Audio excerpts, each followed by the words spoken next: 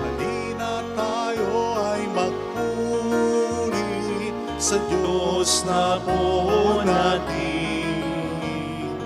Kunin gitara at ito'y tugtugin, awitan siya ng himig. Labitan siya't dakilain, atin siyang sambahin. Ang poon dumalaw sa atin upang tayo'y lubusin, upang tayo'y lubusin.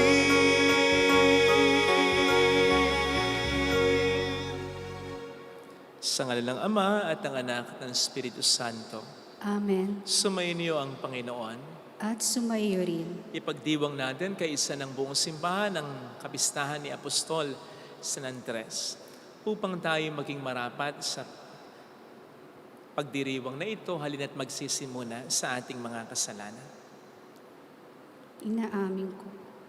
Tayo pong lahat, inaamin ko sa makapangyarihang Diyos at sa inyo mga kapatid, na lubha akong nagkasala sa isip, sa salita at sa gawa, at sa aking pagkukulang. Kaya sinasamo ko sa mahal na Birheng Maria, sa lahat ng mga anghel at mga banal, at sa inyo mga kapatid, na ako'y panalangin sa Panginoong ating Diyos. Kaawaan tayo ng mapagmahal na Diyos, patawarin sa ating mga sala at patnubayan hanggang sa buhay na walang hanggan. Amen. Panginoon, kaawaan mo kami.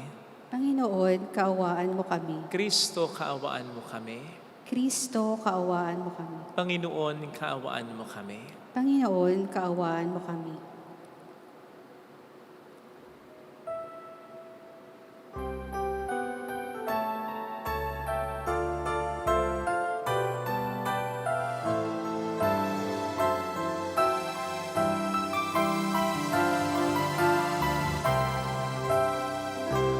Luwalhati sa Diyos sa kaitaasan, kaloob sa lumay kapayapaan. Pinupuri ka, ipinagdarangal, sinasamba ka dahil sa dakila mong kaluwalhatian. Panginoon naming Diyos, Hari ng langit, Amang makapangyarihan, Panginoong Jesucristo, tugtong nanak ng Diyos, Kordero ng Ama, ikaw na nag-aalis sa mga kasalanan ng sanlibutan. Tanggapin mo ang aming kahilingan, ikaw na nalulunod sa kanan ng Ama. Maawa ka sa amin, ikaw lamang ang banal, Panginoong Jesucristo, kasama ng Espiritu, sa luwalhati ng Ama. Amen, amen, amen, amen.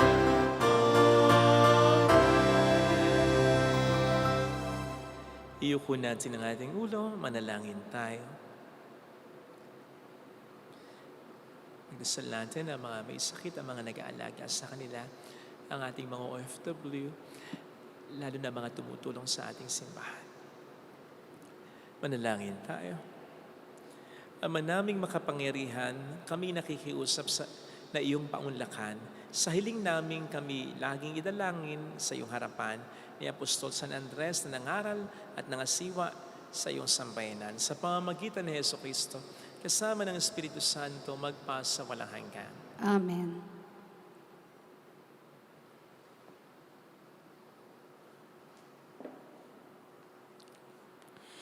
Ang salita ng Diyos mula sa sulat ni Apostol San Pablo sa mga taga-Roma. Mga kapatid, kung ipahahayag ng iyong mga labi na si Jesus ay Panginoon at mananalig ka ng buong puso na siya'y muling binuhay ng Diyos, maliligtas ka, sapagkat nananalig ang tao sa pamamagitan ng kanyang puso at sa gayoy na pawawalang sala.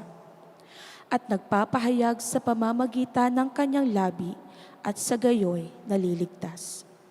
Sinasabi sa kasulatan, hindi mabibigo ang sinumang nananalig sa kanya. Walang pagkakaiba ang katayuan ng Hudyo at ng Griego. Iisa ang Panginoon ng lahat at siya ang nagkakaloob ng kanyang kayamanan sa lahat ng tumatawag sa Kanya, sapagkat sinasabi sa kasulatan, maliligtas ang lahat ng tumatawag sa pangalan ng Panginoon. Ngunit paanong tatawagan ng mga tao ang hindi nila sinasampalatayanan? Paano silang mananampalataya kung wala pa silang napakikinggan tungkol sa Kanya? Paano naman silang mapapakinig kung walang nangangaral? At paanong mapangangaral ang sino man kung hindi siya isinusugo? Ayon sa nasusulat, o kay inam na makitang dumarating ang mga nagdadala ng mabuting balita. Ngunit hindi lahat ay naniwala sa mabuting balita. Ganito ang sabi ni Isaias, Panginoon, sino ang naniwala sa sinabi namin? Kaya't ang pananampalataya ay bunga ng pakikinig at makakapakinig lamang kung may mangangaral tungkol kay Kristo. Ngunit ang tanong, kung hindi ba sila nakapakinig? Nakapakinig nga sila, sapagkat abot sa lahat ng dako ang tinig nila at ang mga salita nila'y laganap sa sanlibutan. Ang salita ng Diyos. Salamat sa Diyos. Laganap na sa daigdig ang kanilang mga tinig. Laganap na sa daigdig ang kanilang mga tinig. Ang langit ay naghahayag na ang Diyos ay dakila. Malinaw na nagsasaad kung ano ang kanyang gawa. Bawat araw, bawat gabi, ang ulat ay walang patlang. Patuloy na nag-uulot sa sulat ng gabit araw. Laganap na sa daigdig ang kanilang mga tinig. Walang tinig o salitang ginagamit kung sa bagay, at wala ring naririnig na kahit na anong ingay. Gayunpaman, sa daigdig ay laganap yang tinig. Ang balita ay umaabot sa duluhan ng daigdig. Laganap na sa daigdig ang kanilang mga tinig.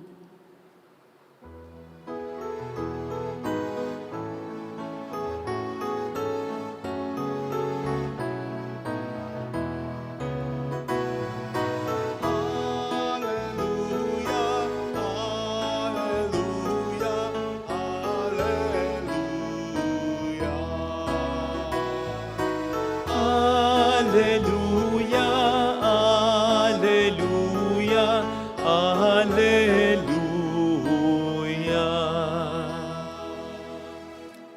Sumainyo ang Panginoon. At sumayo rin. Ang mabuting balita po ng Panginoon ayon kay San Mateo. Papuri sa iyo, Panginoon. Noong panahong iyon, sa paglalakad ni Jesus sa tabi ng lawa ng Galilea, nakita niya ang dalawang mangingisda, si Simon na tinatawag na Pedro at ang kapatid niyang si Andres. Sila'y naghahagis ng lamban. Sinabi niya sa kanila, sumunod kayo sa akin at gagawin ko kayong mamalakaya ng mga tao. Noon di iniwan nila ang kanilang mga lambat at sumunod kay Jesus. Nagpatuloy siya ng paglakad at nakita rin niya ang magkapatid na Santiago at Juan, mga anak ni Zebedeo.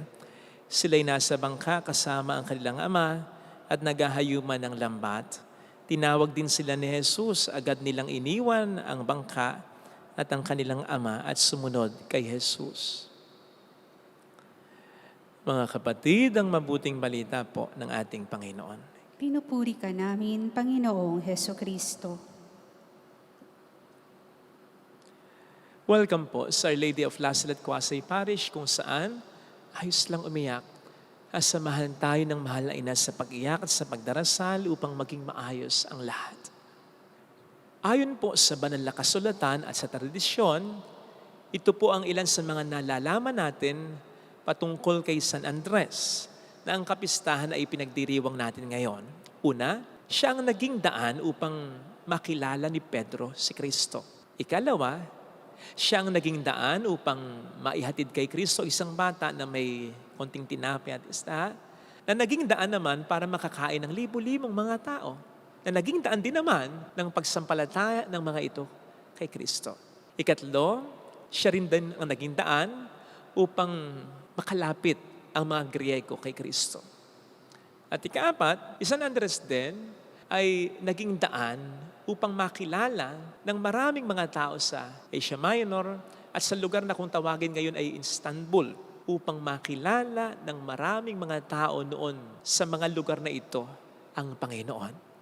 Hanggang si San Andres nga po ay patayin o maging martir, na naging daan upang mas lumalim pa ang pananampalataya kay Kristo ng mga sumasampalataya na at maniwala pa yung iba na hindi pa sumasampalataya sa Kanya. So, sa mga patunay na ito ng mga nalalaman natin kay San Andres, patunay na siya'y naging tapat sa misyon na ibinigay sa Kanya ng Panginoon, na narinig po natin sa ating Ebanghelyo ngayon, ang maging mamalakaya ng mga tao.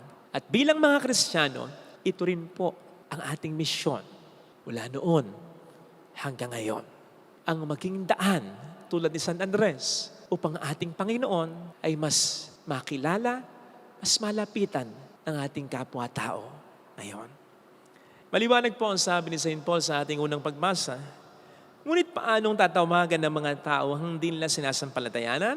Paano silang mananampalataya kung wala pa silang napapakinggan tungkol sa Kanya? Paano naman silang makapakikinig kung walang mga ngaral? At paanong makapangaral ang sinuman kung hindi siya sinugo? Tayong lahat bilang mga Kristiyano ay mga sinugo. Tayong lahat ay may misyon ng ating kapwa ay mas makakilala at mas mapalapit sa Panginoon. Dapat maging daan tayo ng katuparan ng ganyang misyon. Unfortunately, mas maraming nagdodoktor, nag-i-engineer, naglo-lawyer at nagpo-pursue ng iba't ibang mga karera ngayon kaysa sa magpare, kaysa sa magmadre o sa magmisyon. Indeed, hindi naman kinakailangan magpare o magmadre o magmisyon para lamang makatugon sa sinasabi nating misyon ng ating Panginoon ay makilala at mas mapalapit sa ating kapwa ngayon. But then, tingnan po ninyo, kahit na ang mga tao ay nagpo-pursue ng ibang mga bukasyon at karera sa buhay, ano ang kanilang pinaka-orientation? Hindi ba napakaraming mga tao ngayon na di hamak ang orientation ay mabuhay lang? Asikasuhin lang ang kanilang sariling buhay. Maabot ang kanilang mga pangarap sa buhay. Mabili ang mga gusto nilang bilhin. Marating ang mga gusto nilang marating. Maging stable at maging maayos lang ang buhay. Kumpara sa mga tao, ang pinaka-goal sa buhay ay makilala, maipakilala, at madakila ang Diyos sa kanilang buhay. Narinig po natin sa ating Ebanghelyo kung paano iniwan na Andres ang kanilang kabuhayan, maging ang kanilang pamilya para sumunod sa Panginoon. Na nagpapakita na ito ay talagang napakahalaga. Parang yung talinghaga tungkol sa nakakita ng kayamanan at ipinagbili ang lahat ng meron siya para mapas sa kanya yung kayamanang iyon. Ganon kahalaga na tayo magmisyon sa ating buhay upang maipakilala sa ating kapwa ang ating Panginoon, upang maipalapit sa ating kapwa ang ating Panginoon. Ganon kahalaga yun, at least hindi natin nakikita na ganon. Dahil nga masyado nang makamunto ang ating orientation. Ilang beses na rin may nagsabi sa akin, mula noon, ayos yung napili mong bukasyon, ayos na nagpari ka. Ilang beses ko na rin narinig mula sa iba na sinasabi sa aking ama o ina, kay Inam Eka, may pari sa inyong pamilya. Marami din akong mga kaibigang proud dahil pari ako. At ang isa sa mga nakikita kong dahilan ay sapagkat nagiging daan nga po ako upang ipakilala ko at mailapit ko ang ating Panginoon sa mundo, sa ating kapwa-tao. Pero kung isipin po ninyo, hindi naman yun ang sinasabi sa ating unang pagbasa ni San Pablo. Kasi ang sabi niya dito ay hindi naman kay Inam na makitang dumarating ang mga pare, ang mga madre, ang mga religyosa, mga misyon. Hindi eh. Ang sabi niya dito, kay Inam na makitang dumarating ang mga nagdadala ng mabuting balita. And any one of us can become bearer of good news sa pagiging mabuting tao lang natin na ipapakilala at nailalapitan natin sa ating kapwa ang Panginoon natin. Experience will tell us that more than being with a priest, mas gusto natin yung paring mabait. Ayaw natin ng paring sungit o buwisit. Pinamamalita rin natin ang mga lawyers, ang mga doktor, ang mga engineers, ang mga kaibigan natin o kakilala nating mabait. And more than wealth and accomplishment, gusto natin na ang magulang natin, ang asawa mo, ang anak mo, ang kapatid mo, ay mabait. Sapagkat sa piling nila, para bang mas nakikilala natin ang Diyos. At tayo sa Diyos ay mas napapalapit. Tamang-tama po na bukas ay Adbyento na naman. Tapos na ngayon ang kalendaryo ng ating simbahan. Ang ibig sabihin ng Adbyento ay pagdating. At sinong darating? Ang Panginoon. Siyang darating. Dito ay binibigyan natin ng focus ang pagdating ng Panginoon. Hindi lang ngayong magpapasko, kundi yung pangalawang pagdating sa bandang huli ng ating buhay.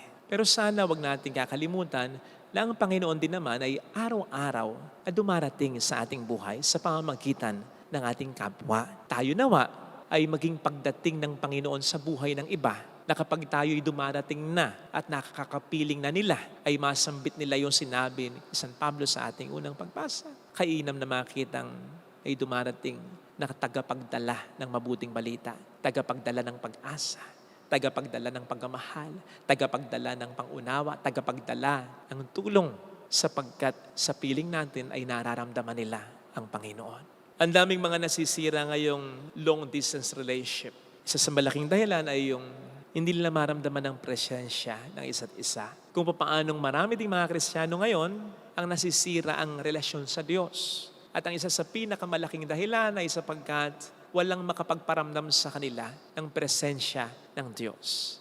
Madalas ito yung mga taong nagkakaproblema, mga taong nakararamdam ng pag-iisa, mga taong nagkakasala, mga taong nawawala ng pananampalataya kasi walang mga tao na lumalapit sa kanila at nagiging daan upang ang Diyos ay maramdaman nila sa kanilang buhay. Mga kapatid, tanungin natin ang ating sarili. Tayo po ba ay nagiging daan upang ang mga tao ay mapalapit sa Diyos? O baka tayo pa ang nagiging daan upang sila'y mapalayo sa Diyos? Tulungan nawa tayo ng Diyos upang ating presensya ay maging mahalaga na presensya ng Diyos sa ating kapwa, lalo na sa mga taong sa atin ay mahalaga at sa mga taong lubhang nangangailangan ng tulong talaga. Amen. Ilagay natin ang ating kanang kamay sa tapat ng ating puso.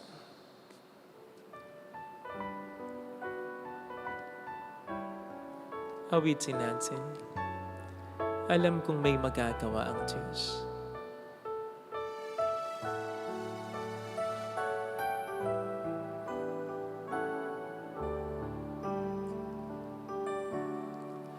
Alam kong may magagawa ang Diyos. Alam kong may magagawa ang Diyos. Walang imposible sa Kanya. Ako'y matutulungan niya. Lahat makakaya niya. Lalo na ang mga hindi ko kaya. Sa Kanya'y maglilingkod. Alam kong may magagawa ang Diyos.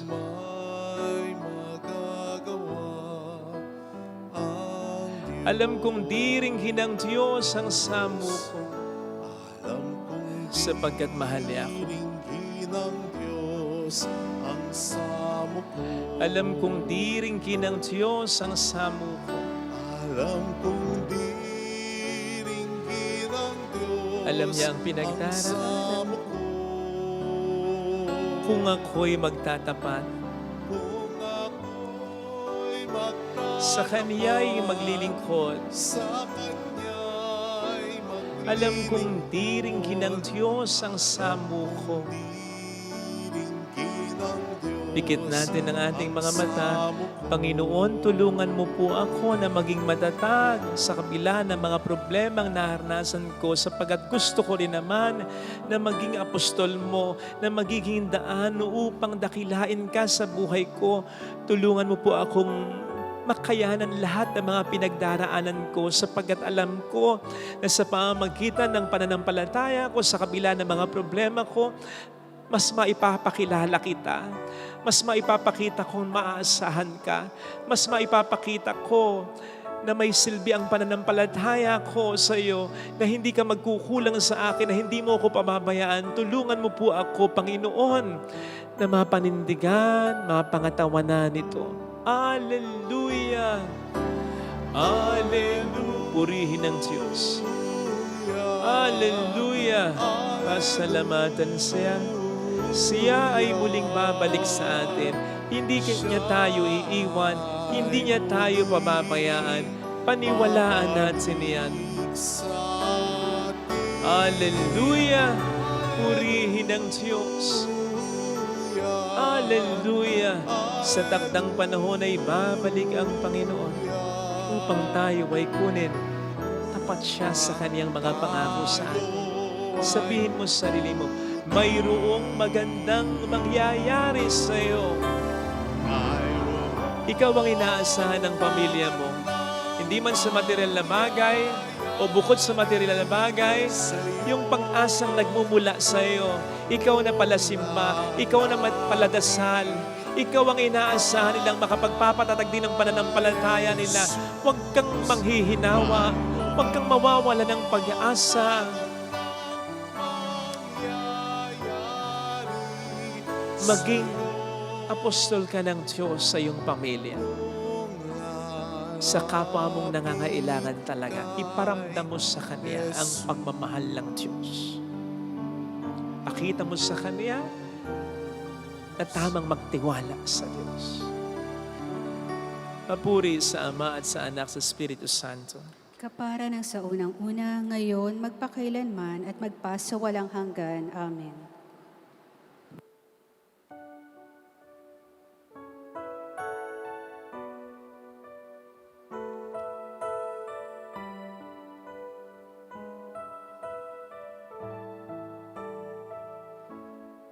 Sa iyo ialay ang buhay at kalakasan, sapagkat ito ang nararapat sa katulad mong patapan. Dahil sa pag-ibig mo, ang buhay ko ay nagbago. Sa tuwina ang ninanais ko ay laging maglingkod sa iyo.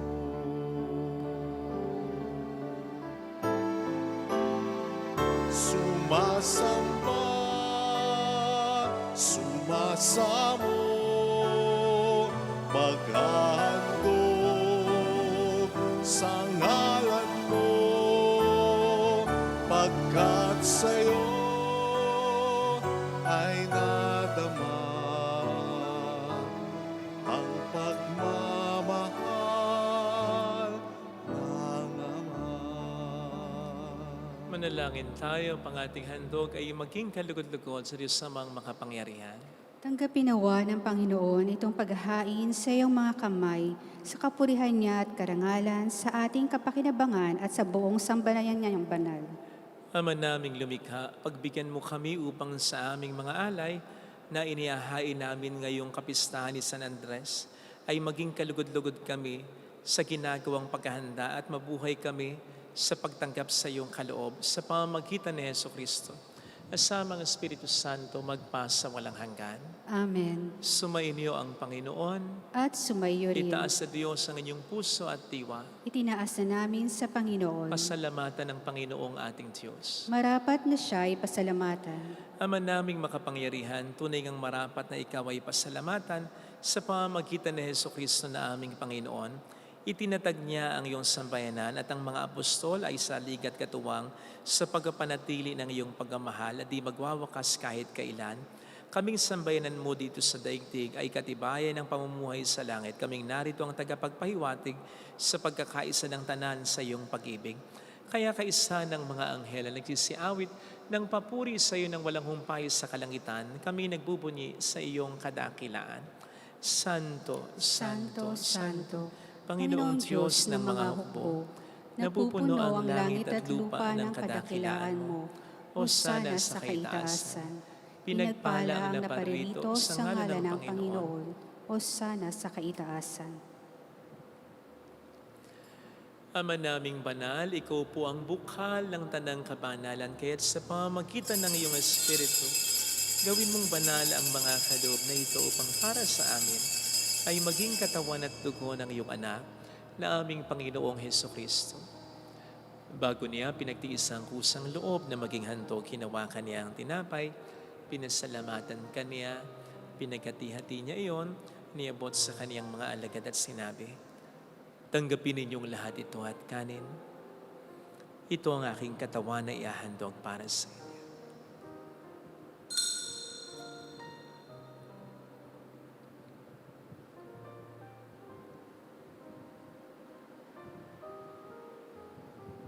Gayun din naman nang matapos ang hapunan, hinawakan niya ang kalis, muli kaniyang pinasalamatan. Iniabot niya ang kalis sa kaniyang mga alagad at sinabi, tanggapin ninyong lahat ito at inumin. Ito ang kalis ng aking dugo ng bago at walang hanggang tipan. Ang aking dugo na ibubuhos para sa inyo at para sa lahat. Sa ikapagpatawad ng mga kasalanan, gawin niyo ito sa pag-alala sa akin.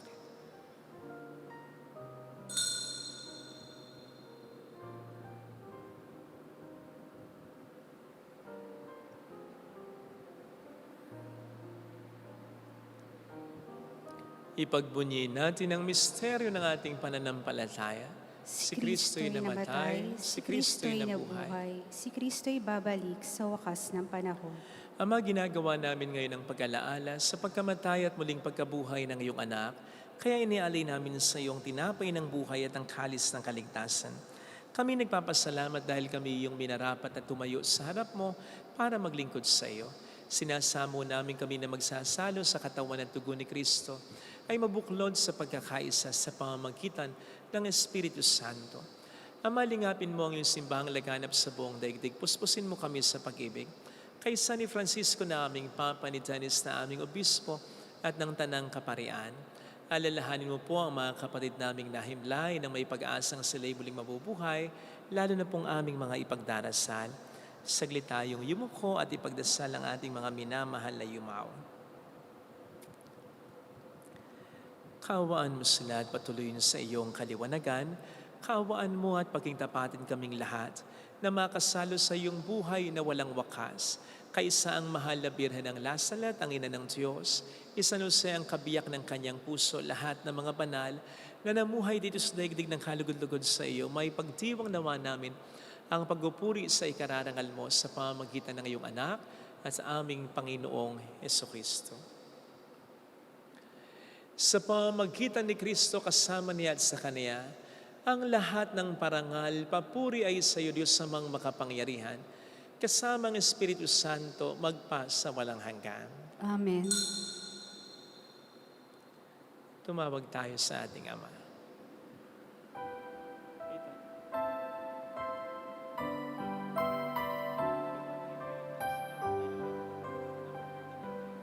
Ama namin, sumasalangit ka, sambahin ang ngalan mo, mapasa amin ang kaharian mo,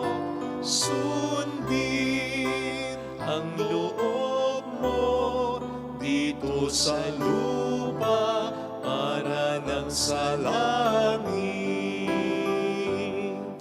Bigyan mo kami ngayon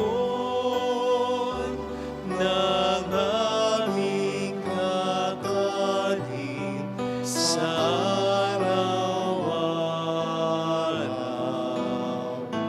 At patawarin mo kami sa aming mga sala, para ng pagpapatawad namin sa nagkakasala sa amin.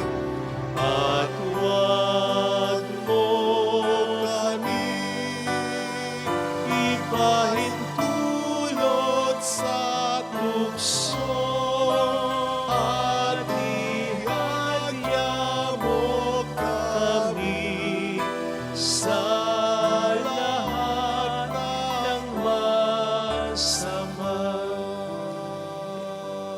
Niling namin kami adya sa lahat ng masama pagkalooban ng kapayapaan araw-araw. Iligtas sa kasalanan sa kapahamakan sa mga seryosong karamdaman. Samantalang aming pinaghahandaan ang dakilang araw ng pagpapahayag ng tagapagligtas naming si Heso Kristo. Sapagkat iyo ang kaharian, ang kapangyarihan at ang kapurihan magpakailanman. Amen. Panginoong Heso Kristo, sinabi mo noon, sinasabi mo rin sa amin ngayon, kapayapaan ang iniiwan ko sa inyo, aking kapayapaan ang binibigay ko. Tunghayin mo ang aming pananampalataya, huwag ang aming pagkakasala, pagkalooban mo kami ng kapayapaan at pagkakaisa-ayon sa iyong kalooban. Kasama ang Espiritu Santo magpasa walang hanggan. Amen. Ang kapayapaan ng Panginoon ay sumainyo nawang lahat. At sumayo rin. Magbigayan tayo ng kapayapaan sa isa't isa. Peace be with you. Kapayapaan.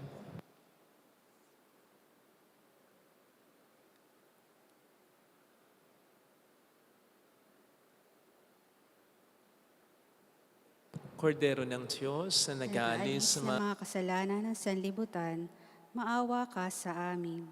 Kordero ng Diyos na nag-aalis ng mga kasalanan ng sanlibutan, maawa ka sa amin. Kordero ng Diyos na nag-aalis ng mga kasalanan ng sanlibutan, ipagkaloob mo sa amin ang kapayapaan.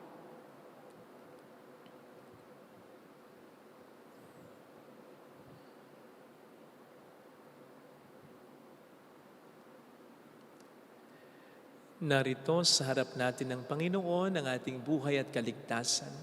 Mapalad tayong inaanehan. Panginoon, hindi ako karapat-dapat na magpatuloy sa iyo, ngunit sa isang salita mo lamang ay gagaling na ako.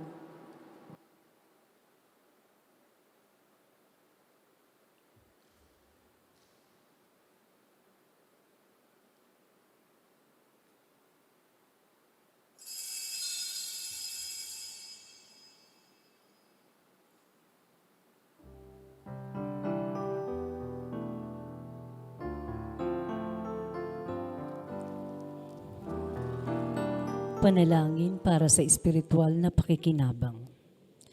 Panginoong Hesus, ako ay naniniwala na ikaw ay nasa kabanal-banalang sakramento. Iniibig kita ng higit sa lahat at ninanasa kong tanggapin ka sa aking kaluluwa. Sapagkat sa mga sandaling ito, hindi kita matatanggap sa sakramento. Tumuloy ka sa espiritu sa aking puso. Niyayakap kita na para bang naririto ka na. Inaalay ko ng buong buo ang aking sarili sa iyo. Huwag mong hayaang mawalay ako sa iyo. Amen. Hindi makalampas sapagkat mabuhangin, kahit may suliranin, away dumarating din upang ito'y bathin at ito'y ating lutasin.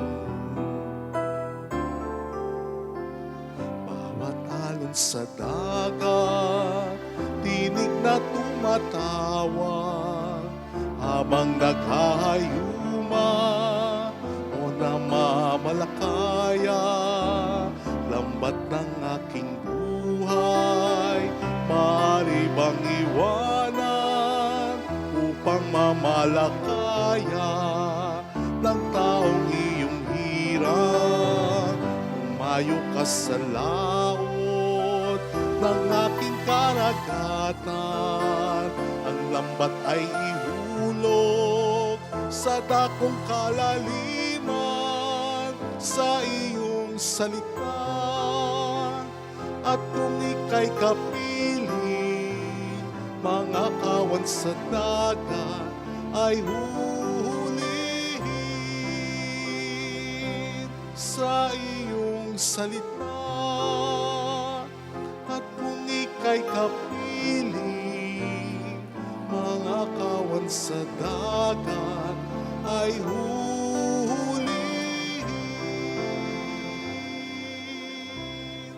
Manalangin tayo.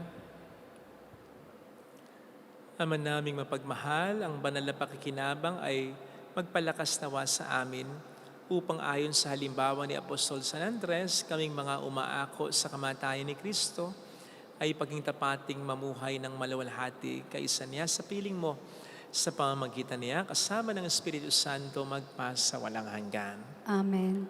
Holy God, Holy Mighty One, Holy Immortal One. Have mercy on us and on the whole world. Holy God, Holy Mighty One, Holy Immortal One. Have mercy on us and on the whole world. Holy God, Holy Mighty One, Holy Immortal One. Have mercy on us and on the whole world. Jesus, King of Mercy, We trust in you. alalahanin, Alalahanin, O mahal na Birhen ng Lasalet, ina ng pag-asa, ikaw ang nagpaalala sa amin magbalik loob sa Ama. Ito ang nagpapatunay na ang kagandahang loob mo'y nananatiling busilak. Sa pag-aaraga mo sa amin, tungkulin mo'y tinupad. Sa paanan ni Kristo'y itinuring mo kaming mga tunay mong anak. Kaya ninanais mong ni isa'y huwag mapahamak. Maging sa iyong walang tigil na pananalangin, pati luhay pumatak.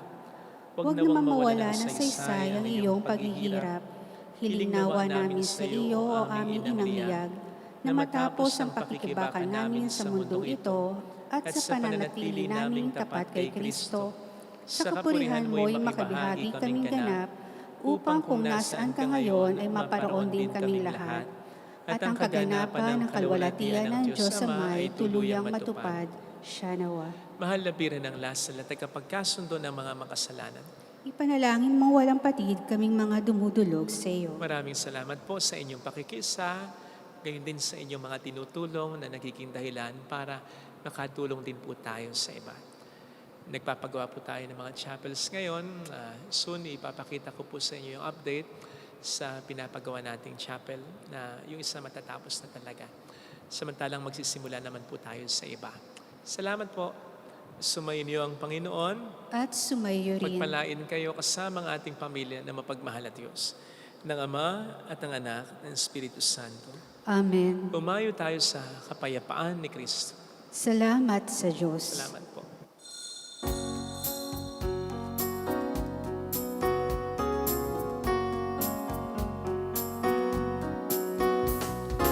On this day, O Mother of one Lord, we sing you praise for lighting up our way. Your tears did soften up the hearts of men and they still do today. May our love for you bring comfort in your pain. On this day, O Mother of our Lord, we sing you praise for lighting up our way. Your tears did soften up the hearts of men and they still do today. May our love